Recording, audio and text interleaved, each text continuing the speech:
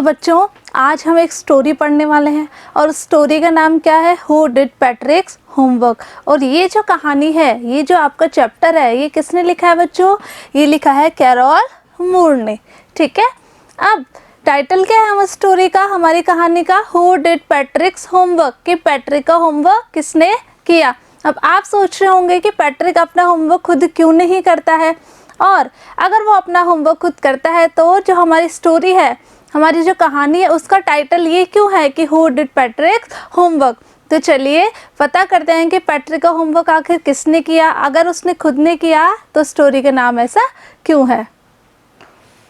Patrick never did homework. कहानी कहाँ से शुरू हो रही है? फर्स्ट लाइन बता रही है कि पैट्रिक कभी भी अपना होमवर्क नहीं करता था। नेवर यानी कभी नहीं करता था वो अपना होमवर्क। टू बोरिंग ही सेड, वो कहता था कि मुझे होमवर्क करना बहुत ही बोरिंग लगता है, यानी बहुत ही उबाऊ लगता है। बोरिंग क्या हो गया बच्चों? उबाऊ। He played hockey and basketball and Nintendo instead. वो क्या क्या गेम्स खेला करता था बच्चों? प्ले यानी खेलना, तो वो खेला करता था हॉकी, बास्केटबॉल और निंटेंडो। निंटेंडो बच्चों एक वीडियो गेम होता है, क्लियर? तो हॉकी, बास्केटबॉल, निंटेंडो ये सब उसको खेलने का शौक था। मतलब उसको होमवर्क करना बहुत बोरिंग लगता था और वो उसका सारा ध्यान कहाँ रहता था? अपने खेलने में रहता था। His teachers told him, Patrick, do your homework or you won't learn a thing. उसके टीचर्स हमेशा उसको कहते थे कि पैट्रिक अपना होमवर्क समय पर करा करो, अगर तुम होमवर्क नहीं करोगे तो तुम कुछ भी नहीं सीख पाओगे।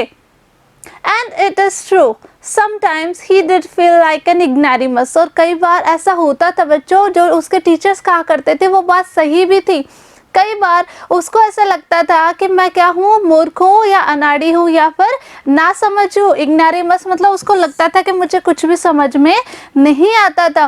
क्यों नहीं आता था बच्चों? क्योंकि उसका ध्यान क्लास में नहीं रहता था, वो कभी होमवर्क नहीं करता था, कभी टाइम से स्कूल नहीं जाता था।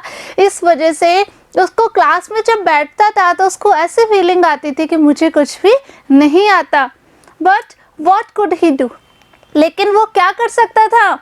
He hated homework. वो होमवर्क से नफरत करता था। hated यानी घृणा या नफरत करना। आपको पैट्रिक की फोटो दिखाती हूँ बच्चों, ये देखिए, ये पैट्रिक है।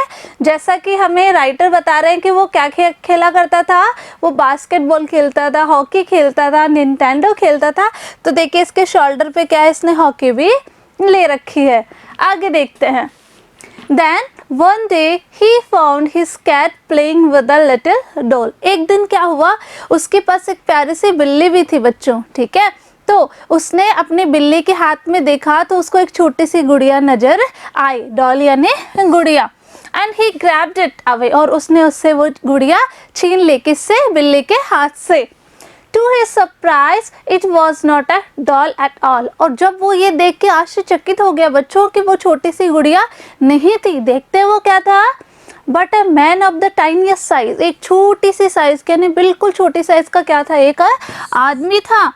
He had a little wool shirt with old fashioned breeches. उसने क्या पहन रखी थी? वूल शर्ट पहन रखी थी, यानी गर्म शर्ट पहनी हुई थी, और ब्रीचेज होता है आपका निक्कर, वो उसने पहन रखी थी। And a high tall hat much like a witch, और जैसी विच यानी जो जादूगरनी या फिर जो डायन होती है ना बच्चों, वो जैसी हैट लगाती है ना, उस तरीके की उसने लंबी सी हैट लगा रखी थी। ही येल्ड, वो जोर से चिल्लाया। क्या चिल्लाया? Save me, don't give me back to that cat, कि मुझे बचा लो, मुझे इस बिल्ली को दोबारा मत लौटाना।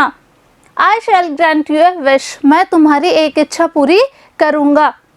आई प्रॉमिस यू दैट, और मैं तुमसे इस चीज़ का वादा भी करता हूँ। कौन कह रहा है? वो छोटी सी साइज के जो आदमी मिला था ना पैट्रिक को, वो कहता है कि मुझे इस बिल्ली से बचा लो, और अगर तुम मुझे इस बिल्ली से बचा लेते हो तो मैं तुम्हारी कोई भी इच्छा पूरी करूँगा।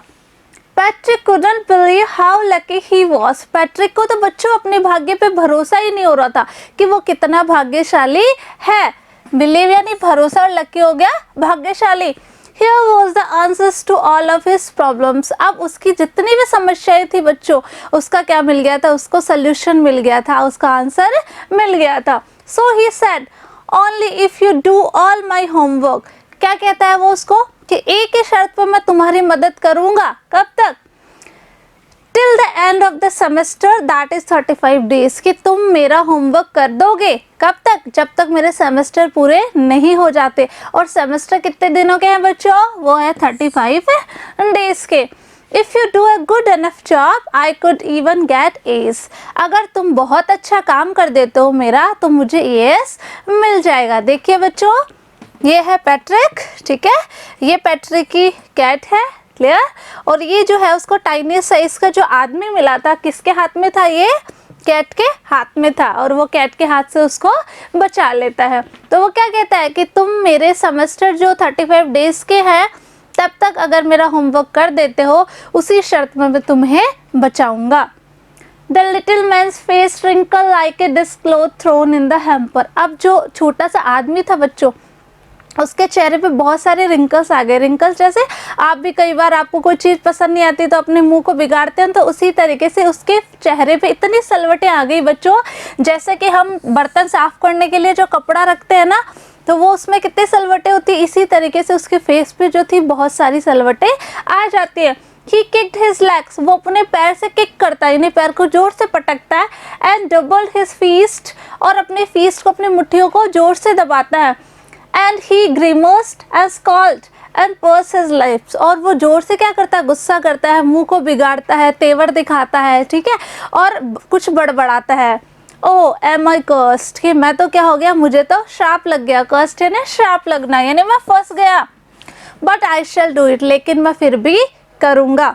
आगे के भाग में हम जाने के बच्चों कि क्या वो छोटी सी साइज़ का आदमी है वो पैट्रिक का होमवर्क कर पाता है या नहीं कर पाता है। इसके अलावा आपके ग्रामर सेक्शंस में कुछ अपोजिट्स दे रही हूँ आपको, जो आपको अपनी कॉपी में करने हैं और उनको लर्न भी करना। तो एक बार अपोजिट्स देख लेते हैं। फर्स्ट देखिए बच्चों, नेवर। नेवर मीन्स कभी नहीं, आंसर क्या हो जाएगा, ऑलवेज यानी हमेशा। सेकंड है बच्चों, बोरिंग यानी उबाऊ, आंसर क्या हो जाएगा, इंटरेस्टिंग यानी रोचक या जो आपको पसंद होता है।